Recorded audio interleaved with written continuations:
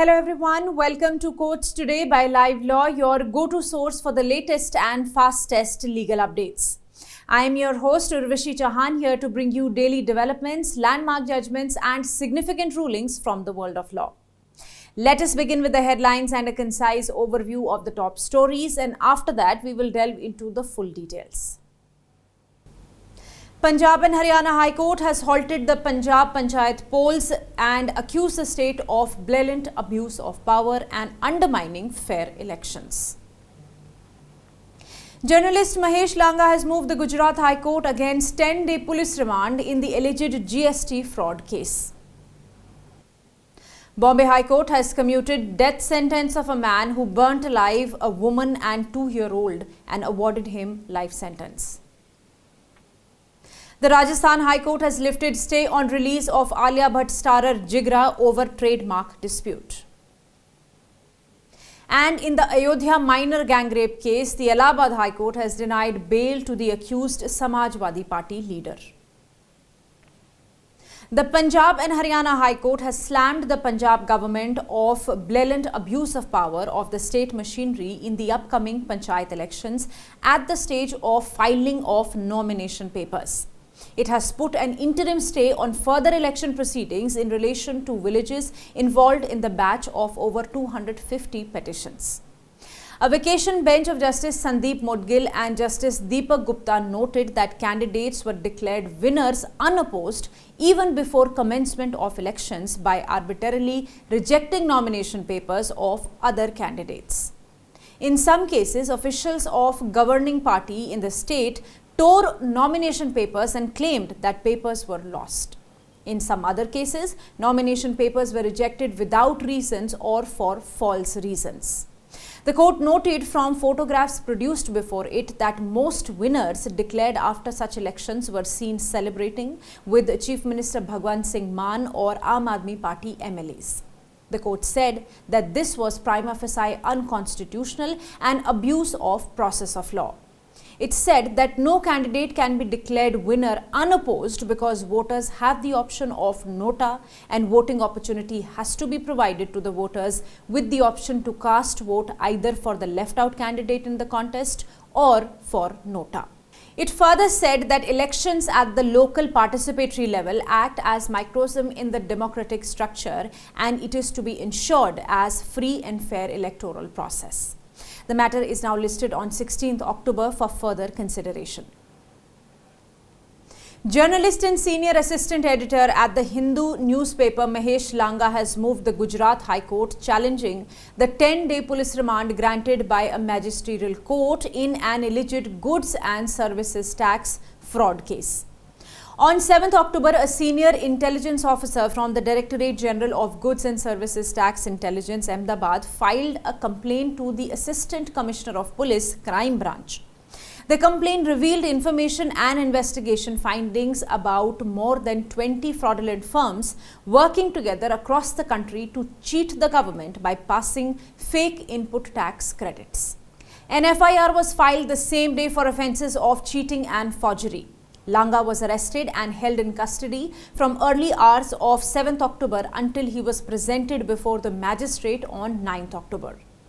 Although the investigation officer requested a 14-day remand, the court granted a 10-day remand. The investigation officer claimed that Langa managed and supervised a company called DA Enterprise, which conducted transactions worth over 2.36 crore with a fake firm, Dhruvi Enterprise. The IO also alleged that Langa set up DA Enterprise in the names of his cousin and wife to benefit from fraudulent transactions. Additionally, 20 lakh in cash was found at his home, which he could not explain. Langa's plea before the High Court now challenges the remand granted. The plea urges Langa has no connection with DA Enterprise and that the IO has not provided any evidence linking him to the company's operations. It also criticizes the magistrate for not properly explaining how the prima facie case was established against Langa, suggesting a lack of proper consideration. After hearing the matter for some time, the bench of Justice Sandeep N. Bhatt orally asked the counsel appearing for state to get instructions and Langa's counsel to supply a copy of petition to the state's counsel, who submitted that she had not received the papers. The matter will now be heard on 14th October. Stay tuned. In the next update, the Bombay High Court has commuted death sentence to life imprisonment of a 46-year-old man who set ablaze 2 women and a 2-year-old girl. A division bench of Justices Revati Moite Dere and Sham Chandak said that the case does not fall in the category of rarest of the rare case, warranting death sentence to the accused. As per the prosecution, at least 15 days prior to the unfortunate incident, the convict Deepak Jat had flashed his private part to Roshni, who was 17 years old at the time, and she told the same to her mother Amravati, who in turn informed about it to Deepak's father, and then there was a quarrel between the family. On 14th April, the accused came to Roshni's house. Their neighbor Kanta and her 2-year-old daughter was also present there. The accused came with a bottle of petrol and poured it on Roshni and her mother. Few drops of the petrol fell on Kanta and her minor daughter also. However, Roshni ran inside the house to wash herself, and by the time she came out, Deepak had set her mother ablaze along with Kanta and her daughter. The trio were rushed to the hospital as they received severe burn injuries. While Amravati died on the same day, the minor girl succumbed to her injuries in a few days later.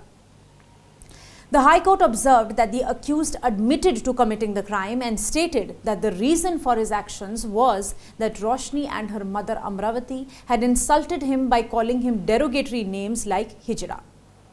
In its order authored by Justice Moite Dere, the bench noted that there was no past history as far as the accused is concerned. The court stated that the accused intended to kill Amravati and Roshni, but not Kanta and her daughter. However, during the attack, both Amravati and the minor were injured and died. The court confirmed the conviction for the deaths of Amravati and the minor girl and injury caused to Kanta. However, it did not find the case severe enough to justify the death penalty, ruling that the case did not fall under rarest of rare cases. As a result, the death sentence for the accused was commuted. A division bench of Justice Pushpendra Singh Bhati and Justice Manuri Lakshman of the Rajasthan High Court in an interim order has lifted a stay imposed by the commercial court temporarily restraining the release of Alia Bhatt starrer Jigra scheduled for today. The order was passed after the film's producer Dharma Productions moved the High Court challenging the commercial court's October 8th order, which had stayed the release of the film after the respondent Bhallaram Chaudhary claimed trademark infringement in relation to the title of the movie. Challenging the commercial court's stay order, the production house argued that it was not conducting any trade in goods and service under the name of Jigra, which could amount to violation under the Trademarks Act by naming the movie. Opposing this, the counsel for the respondent submitted that Chaudhary was having trademark registration for the term Jigra in the field of education and entertainment, which needed protection. They argued that unless such protection was granted, the release of the film would impact his business. The court stated that it is prima facie convinced that movie title Jigra does not infringe on any trademark rights related to goods and services. Additionally, the production house was not operating under the name Jigra but under Dharma Production Private Limited. Therefore, naming the movie Jigra by Dharma Productions does not violate trademark laws. The bench thereafter stayed the operation of the commercial court's stay order. It, however, said that it is conscious of the fact that if any kind of violation is made out, then the appropriate monetary compensation could be granted to the respondent. However, for this, the production house, it said, could not be put to a financial loss on account of non-release of the film. The matter will now be heard on 16th October. Stay tuned. And lastly, the Allahabad High Court has rejected bail plea of Samajwadi Party leader Moeed Ahmed in connection with case of an alleged gang rape of a minor girl in Uttar Pradesh's Ayodhya, in which Ahmed and his helper Raju Khan have been named as accused. In July this year, Ahmed and Khan were booked for the alleged gang rape of a 12-year-old victim who lived around 500 meters from Ahmed's now demolished bakery. The FIR lodged by the victim's mother alleged that her daughter had gone to work in the agricultural fields around 2.5 months ago when the co-accused 20-year-old Khan, who used to work in Ahmed's bakery, came to her and asked her to come to the bakery as Ahmed was calling her. Allegedly, after she reached the bakery, Ahmed, who was present there, caught her and raped her. And a video of the said incident was also recorded. After that, co-accused Khan also committed rape. The FIR further stated that on the threat of making the video viral and blackmailing the daughter of the informant, she was repeatedly raped, which resulted in the victim getting pregnant. Later on, the child was aborted. After a local court denied him bail, Moeed Ahmed moved the High Court, wherein his counsel argued that considering his age, the allegation of commission of rape was not medically possible. It was also contended that no time and date of the incident was mentioned in the FIR, nor even in the statement, which itself makes the entire prosecution story suspicious. It was also submitted that he was the victim of a political controversy. On the other hand, the counsel for the state opposed his bail plea on the ground that in the FIR as well as in the two statements, the victim had specifically named the accused.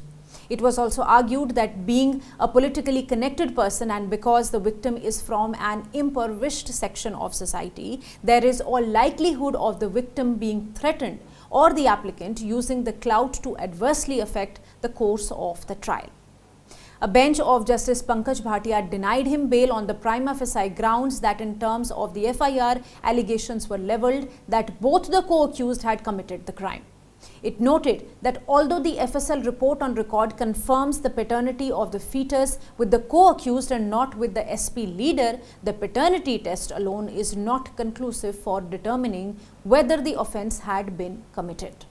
The court has directed the Superintendent of Police Ayodhya to personally supervise the case and that victim's statement be recorded positively within 30 days. However, it has granted the accused the liberty to apply for bail afresh after expiry of 4 weeks and after the testimonies are recorded. For more details on the cases mentioned here, you can visit our website at www.livelaw.in. Stay ahead with quick legal updates only on Live Law.